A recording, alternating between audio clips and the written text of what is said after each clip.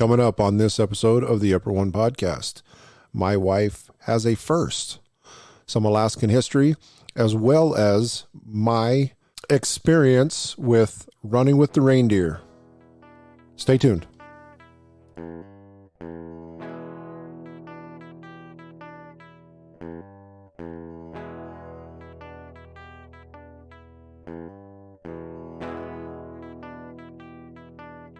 And now, podcasting from the great state of Alaska, this is the Upper One Podcast.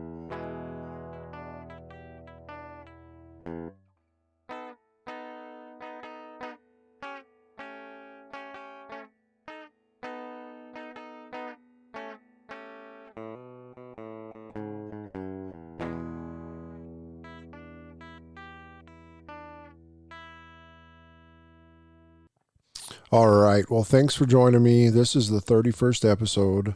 As I stated before, the Tim McGraw song, My Next 30 Years. Well, here's the start of my next 30 podcasts, my next 30 episodes.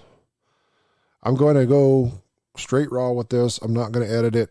I got a short amount of time to get this done. So all my pauses and all my hesitations, please forgive me. Normally I'll cut all that out and try to sound like I'm professional. But this is my 31st episode. I thought I'd just start off raw. So coming up, like I said in the intro, there's a first for my wife. Something that I've been a part of for several years. I've done some history, some Alaskan history. I'm not going to get into the tourist stuff right now. Well, I mean, kind of right now it's Fur Rondevouse. It is kind of touristy. There are a lot of people from out of town and other states and other countries here, but normally I kind of do a impromptu, what to do here in Alaska. But this is just something that happened with me over the weekend and today. Today is actually Saturday, March 5th, and I just got home from an exciting day. I'm just going to start off by saying we left around 9:30 this morning and went into Anchorage. We came home at about 5:30, and there was probably 10 to 12 inches of snow. Not as much in Anchorage, but here in Eagle River, where I'm at, up in the valley, roughly that much. So my back's sore from shoveling a little bit of the driveway, and I mean a little bit. So just a little housekeeping to catch up from what I did the last episode. I did kind of make my predictions on the NFL and the playoffs. Y'all know how that turned out. I'm not going to talk about football. But I did get the college football championship correct. So go Dogs. I'm glad they beat Alabama. One of the things that I will say about that Georgia team is I'm going to watch is, what is his name? Arch Manning. I think that's Cooper's son, which is Peyton and Eli's nephew. Georgia is on his list for one of the schools he potentially might go to. So I'm kind of hoping that's what happens is he's got kind of like the top receiver or somebody going to that school already that's made a commitment. So we'll see if he turns around and does that here soon. But anyways, football's done. I think the baseball is going through, they're supposed to have negotiations done to try to get a full season. But they're having problems at the negotiating table because of, I guess, when you got both sides that can't agree on stuff. So anyways, but hockey's still going. We got 4 games left in my season at the Eagle River Hockey League. And right now we're sitting pretty solid in third place with 2 points behind the second place team, which is the next game we play. So I'm kind of hoping we get a good turnout and a good outcome from that. So with that being said, I'm going to take my first break. I need to fill up my beer. I will be back after the music, and I will talk a little bit about this Alaskan history that I'm kind of a part of the latter end, the more modern end, but it has to do with my union and the history of that here in Alaska.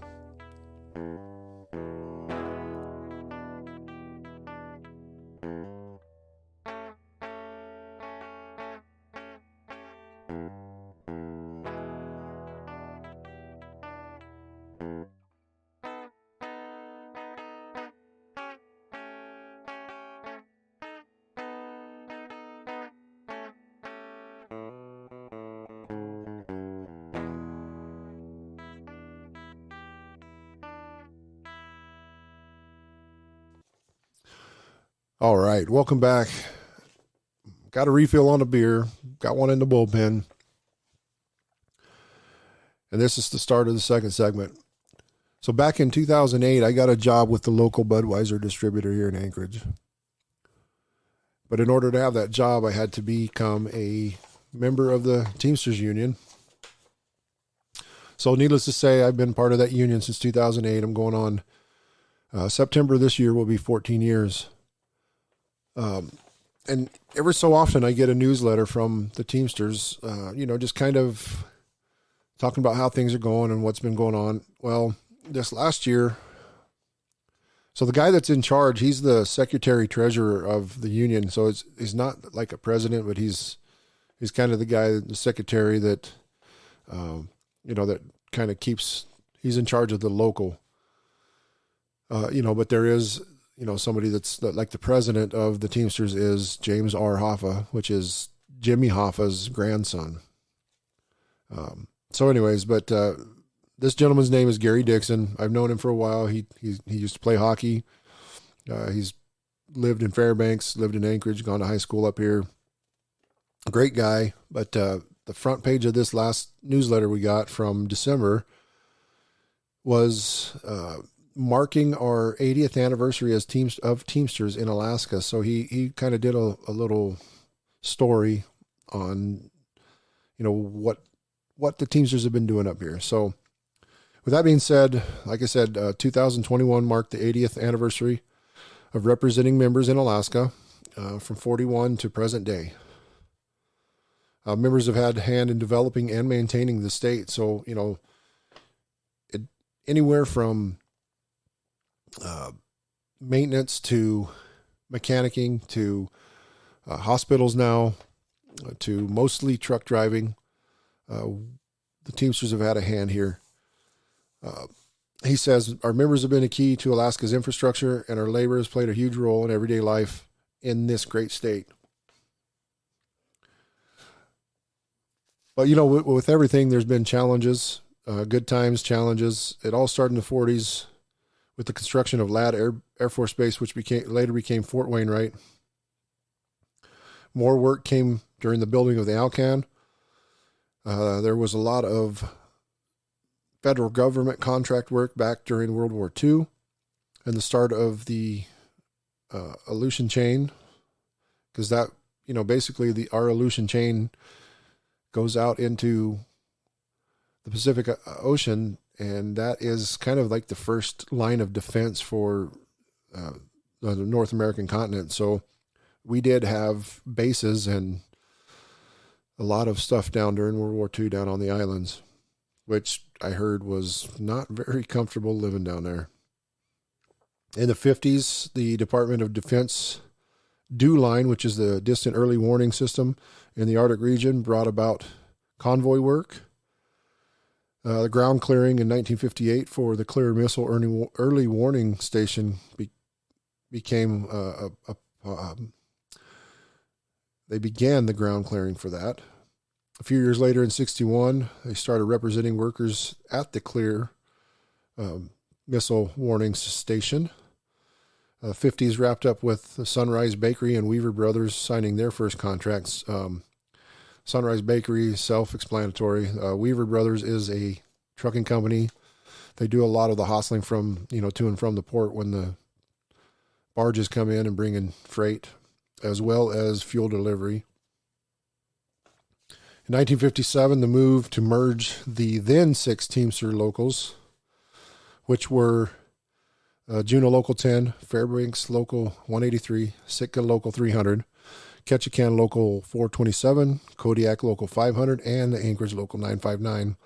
The International Brotherhood of Teamsters President Hoffa granted the merger into Local 959. Our charter was memorialized by this merge, the merging of all those 6, May 19th of 1964, and to this day, the Alaska Teamsters Local 959 is the only local within our international having jurisdiction over one entire state. In the 60s, new job opportunities came along with many new contracts coming from Alaska Distributors, Alaska Freight Lines, so more trucking companies, the Skagway Longshore, the now defunct Matanuska-made brewery, which was our local, not brewery, Matanuska-made, milk and all that stuff. Dairy. Sorry, I should have said Matanuska-made dairy. Muckluck Freight Lines, Spenard Builder Supply, Consolidated Freightways, K&L Distributors, which I mentioned earlier but without saying their name, and Yellow Cab. Growth continued into the 70s. We got new bargaining units with NASA technicians and other workers at Gilmore Creek, White Alice technicians, and personnel working the communications for the aircraft control and warning system, as well as remote military posts and 1,000 long-distance operators, technicians, and other civil service employees at RCA, which turned into Alascom, which is now AT&T. In 74, began the construction of the Trans-Alaska Pipeline. That's where all the money was in the state back then. There's lots of money flowing. Jobs and memberships skyrocketed. That surge kept going into the 70s, late into the 70s, with workers at Usabelli Coal Mine voting to join Local 959, along with Air Van Lines signing an agreement. I believe Air Van Lines up to today has changed names, and it's more of a moving company, but they still are truck drivers. There was a Alaska economic crash in the 80s, which made jobs scarce and saw bankruptcies all over the state, but organizing continued. The Local 959 gained the Kodiak Coast Guard Base in 89, along with Kodiak Port and construction workers. And to date, Teamsters continue to be the predominant union on Kodiak Island. Furthering the reach across the state in the 90s brought organizing to South Peninsula Hospital in Homer, which I talked about their hospitals. That organization, those members have 350 in their bargaining group today, just from that hospital.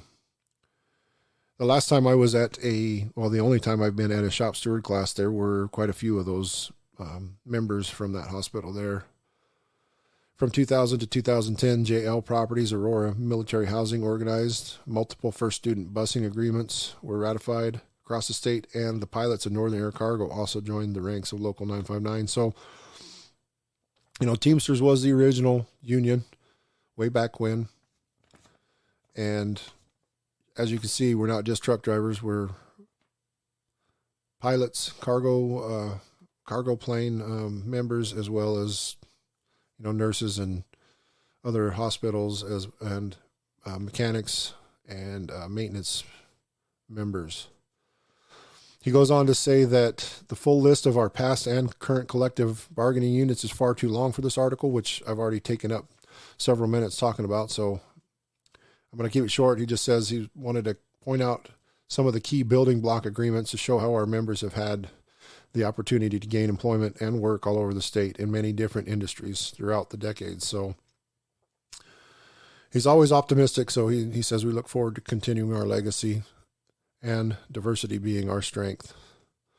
So that was from Gary Dixon. I did read a lot of that word for word, but that's a little bit of history for those of you that have in the past or still are union members, showing how things have come about with those unions here in Alaska. I'm going to sip a little bit more on this beer, take a break, and I will be back with the first, as well as my experiences today during the participation of Fur Rendezvous events.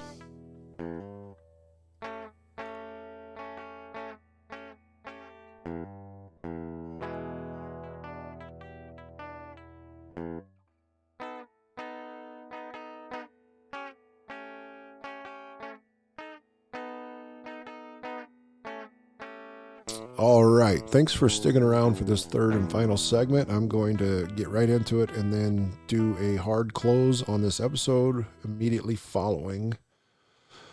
So, as I've spoken before, one of our winter activities here that lasts about 10 days or so in February is our winter carnival, which is called Fur Rendezvous, or Fur Rondy for short.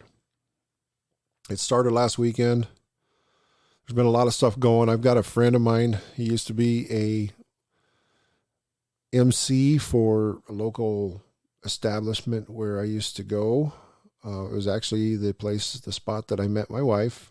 He was the musical DJ or MC in between, the band playing, taking their breaks. So he's actually moved back to Chicago, and he still comes up here for rendezvous time. He's got activities he comes up and does, like the talent contest, as well as other activities that require somebody to host or MC their show. So I did get to sit down this week, Wednesday, catch up with him, a little bit of catch up time, have a beer, and, virtually just catch up with him, not virtually, but physically, in person, get to see him. So that's going on. There were the World Championship sled dog races last weekend. I believe those got cut short a little bit. I think there was 3 heats, and the third heat got stopped because of the road conditions and the trail conditions. So it was just unsafe. Other activities used to include the Fur Rondy poker tournament, which I've been a part of twice. The winner of that gets a $10,000 seat to the World Series of Poker main event, as well as the melodrama, which I believe this year was virtual again. I've got another poker buddy, but the ones I've spoke of, where his wedding date is the day after mine. He's also participates in that melodrama, but that was canceled. Like I said, it was a virtual show this year. I have not checked it out yet. There's other things like I believe there is a model train exhibit, as well as last year I participated in a photography event, the photography contest. I didn't win nothing. And then a lot of other stuff. Last weekend was also what used to be called the Jim Beam Jam. They've changed the name, but the Nashville artist, country music singer, Craig Campbell, I believe was here. No, sorry. This year was Granger Smith, as well as Earl Dibbs Jr., and then my good old buddy, Kendall Marvel. They were here for that. Unfortunately, we didn't go to that. Kendall Marvel, if you don't know who he is, he wrote the Gary Allan song, Right Where I Need to Be. You could check him out on any of the music platforms that you may be listening to. I believe he's on several of those. So that was Kendall and Granger Smith and Earl Dibbs Jr. I'm kind of wish I had been able to go to that, but things kept me from it. This weekend was the first day. Saturday is the ceremonial start of the Iditarod sled dog race. That starts downtown Anchorage, and it used to run out here to Eagle River to the VFW. I don't know the reason why they shortened that up. Maybe it has to do with trail conditions as well as the snow and other stuff like that. But they do start that downtown Anchorage at 4th and D. There is a statue of Balto the dog, if you know that story. At that intersection of 4th and D, that is where they start. And this morning was the ceremonial start of that. We went to that. And this is the first. My wife, of all the years she's lived up here, she's always been working on the Saturday that the ceremonial start happens downtown. Well, fortunate for her, she was off today. Our soon-to-be daughter-in-law and her 4 boys came in last night, stayed the night so we can get up and go to that. And we had a lot of fun. Due to parking and road closures and stuff like that, it took us a little bit extra time getting up to watch it, so we didn't actually get to see the first musher leave, but we got there just in time to see my good old buddy Reed McDonald riding shotgun on the follow sled with Richie Deal. They start at 18th, and I believe when they start those mushers, it's every 2 minutes or so. They send them off on their way to Nome.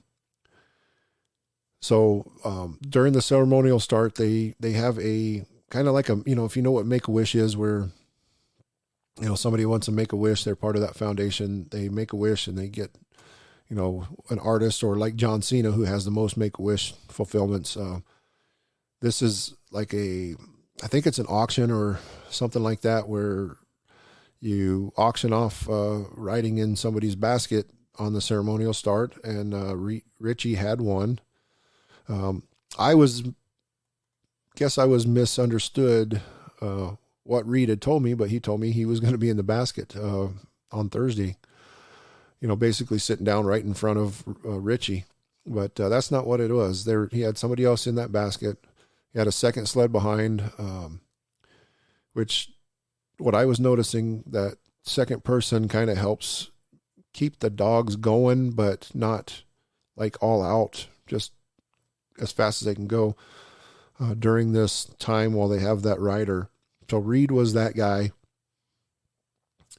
I had just gotten up to the street, and within a minute, within probably 35, 45 seconds, they counted Richie down and sent him off his way. So I got up there just in time to get the right lens on the camera, catch some photos. Unfortunately for the dogs, the lead dog kind of tripped over one of his ropes. I don't know how that happened, but the two right behind him kind of tangled up.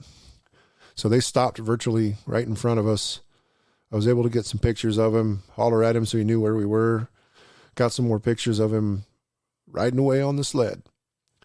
And so we saw that, and then we waited, because this year being the 50th Iditarod, they had 50 mushers. I don't know what a normal year is and how many mushers are usually there, but this year was 50.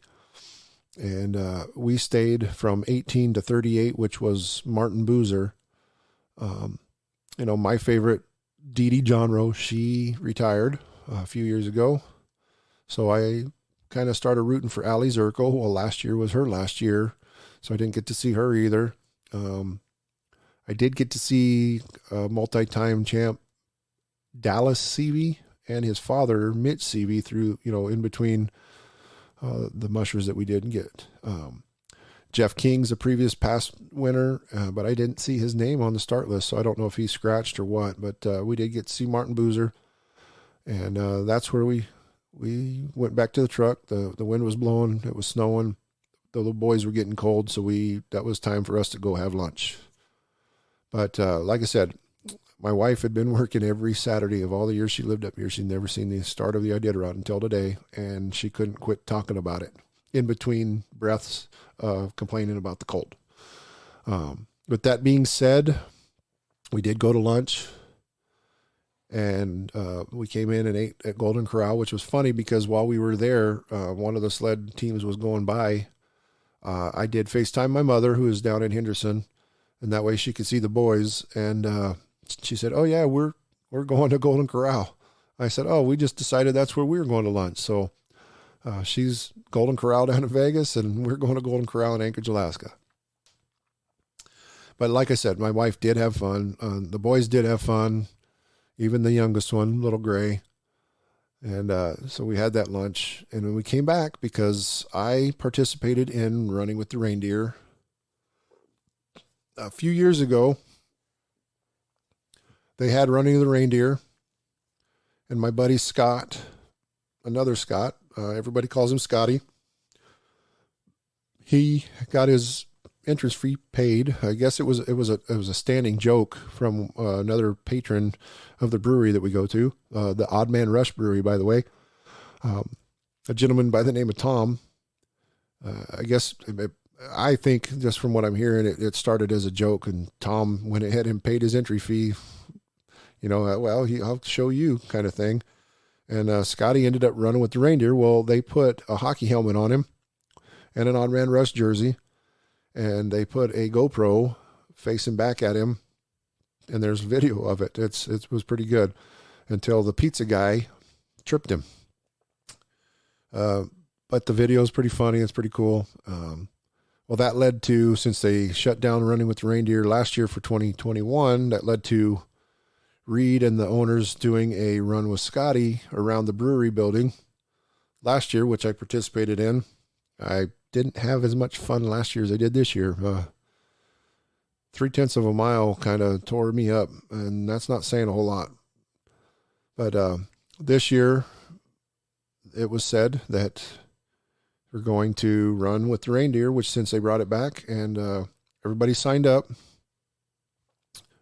Reed signed up his 2 fellow owners of the brewery, which, like I said, not all went well. One of the owners, Reed, must have spaced it and couldn't remember that he was flying to Hawaii, so he wasn't here. And I don't know what happened to the other owner, but since Reed was on the basket riding with Richie, Reed didn't make it back, or if he did, he didn't tell us. But fun was had. We did have one of Reed and one of the brewery's employees, her husband, was a coastie in the Coast Guard, and thank you for your service, Dwayne. He showed up. He actually signed up for another group. There were 4 groups. There was men, women. The third group was couples or groups, and then the fourth group was tourists. Well, Dwayne saw us, and he decided he was just going to run with us, which didn't matter. And then our other buddy, Brad Witt, another one of our buddies from the brewery. So the 4 of us, we just kind of huddled around each other and stayed together, and we had some fun. Scotty and I were the only ones in the odd man jerseys, but I put on, I've got a luchador mask that has basically the Gene Simmons paint, face paint on it. I put that on as well as my old previous hockey helmet, and then I fastened my GoPro onto it. Well, I don't know, and I don't have a whole lot of experience with the GoPros, so I don't know how much them things use up batteries, but I thought, well, this is going to be an hour.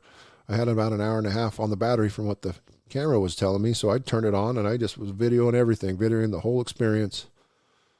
Bottom line is, we ran about 3/4 of the way down that road that they had us when, and my camera took a dump on me. The battery died. So you really didn't get any footage of me or the reindeers running through any of the people's around me. But while we were at the start-finish line, people were just throwing snowballs. And I feel bad for the lady that was just to my right. I saw the snowball coming. I didn't catch it in time, and it smacked her in the face. So that guy, I hope he feels good about himself. I know she wasn't hurt, but he was kind of a douchebag. And so we kept our eye on him. He threw another one, and I did get the video. I saw it coming. Well, actually, so here's what happened first. Our buddy Brock Lindo, the lead singer, 36 Crazy Fists, him and his morning buddy Bob Lester, who is like the originator of the Running with the Reindeer, and then the midday guy, Porno Brad, but you don't call him Porno Brad anymore. The 3 of those were like the MCs of the Running with the Reindeer. So anyways, we saw Brock kind of threw a snowball towards us, and we caught it. Dwayne caught it. And then right after that is when the snowball I missed happened. And then I looked over again, and the guy threw one, and I had the cat reflexes this time, and I kept it from hitting Dwayne in the face. But I did catch that on the video. So anyways, they count us down, and we go running. The roads are crap, and it was almost hard to keep your footing. It was like a 2-block track. And what they do is, the first heat ran, they let the reindeer go. Then I think there was another group of reindeer. So when that heat was over, they took the second group that hadn't run. They used them for the second heat. And then they keep swapping and alternating the groups of reindeer. That's what it looked like to me.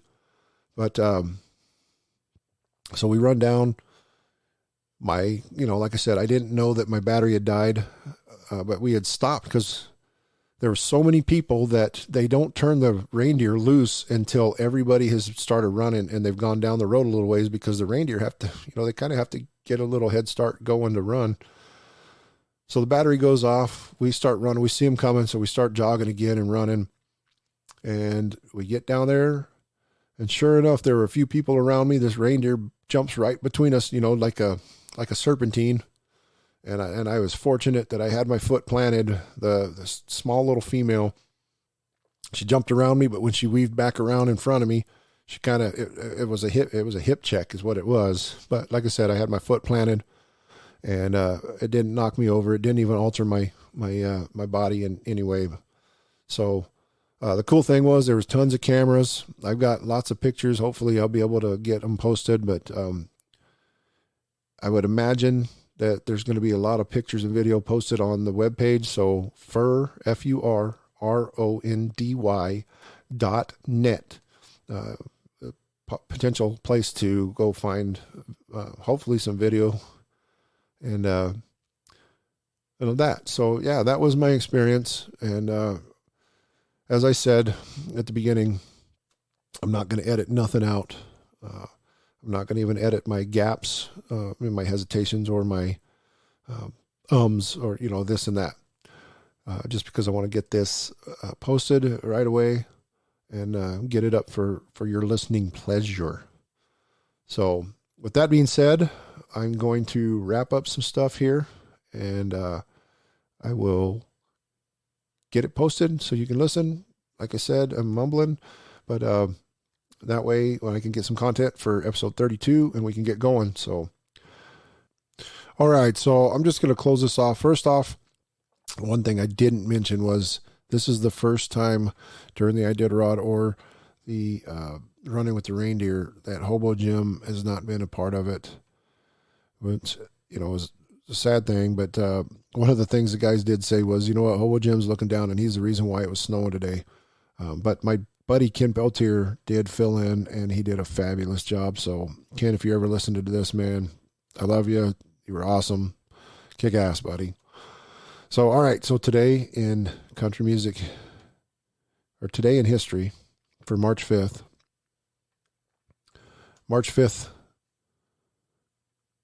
1868, the impeachment trial of President Andrew Johnson began in the U.S. Senate. In 1770, the Boston Massacre took place as British soldier.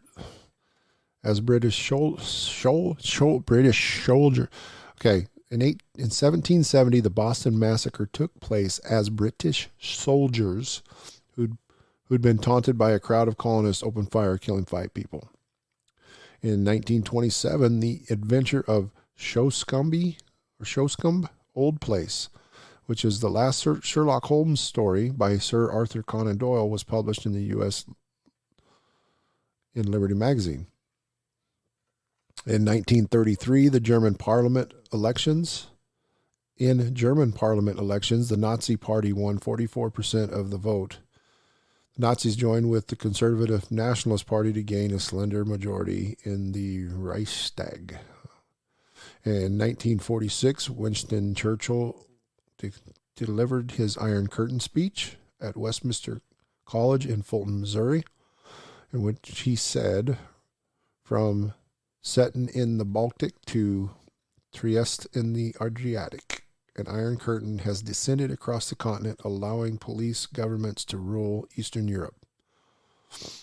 Unquote. In 1953, Soviet dictator Joseph Stalin died after 3 decades in power. And that's another sad one. 1963, March 5th, country music performers Patsy Cline, Cowboy Copas, and Hacksaw Hawkins died in the plane crash of their plane, the Piper Comanche, near Camden, Tennessee, along with pilot Randy Hughes, which was Patsy Cline's manager. That investigation determined that Hughes, a non-instrument rated pilot, attempted visual flight in adverse weather conditions, resulting in disorientation and subsequent loss of control. In 1982, comedian John Belushi was found dead of a drug overdose in a bungalow in Hollywood. He was only 33. I can only imagine how the world would be today with the comedy Saturday Night Live if he was still alive all those years. March 5th birthdays include singer Eddie Grant, rock musician Alan Clark from Dire Straits, actress-comedian Marsha Warfield, magician Penn Jillette, rock singer twins Charlie and Craig Reed from the Proclaimers. And a thought for today: boredom is the root of all evil. The despairing refusal to be oneself. That was Kierkegaard. That was a Kierkegaard quote. He was a Danish philosopher from 1813 to 1855. So with that being said, I want to thank you for listening. Thanks for sticking around. This is the 31st episode. My basketball number was 33, so maybe I will hopefully find something in the next couple episodes for that episode to make it a kick-ass episode. Thanks again for liking and sharing my socials on Facebook, mostly. Twitter. I haven't really been on Twitter. Instagram, haven't been on that either. And, sending me any kind of stuff on my email, which never happens, but it's upper_1_podcast@yahoo.com. Thanks, good. Have a good day. Have a good evening, wherever you're at listening to this. And I will try to think of something quirky the next time. Adios.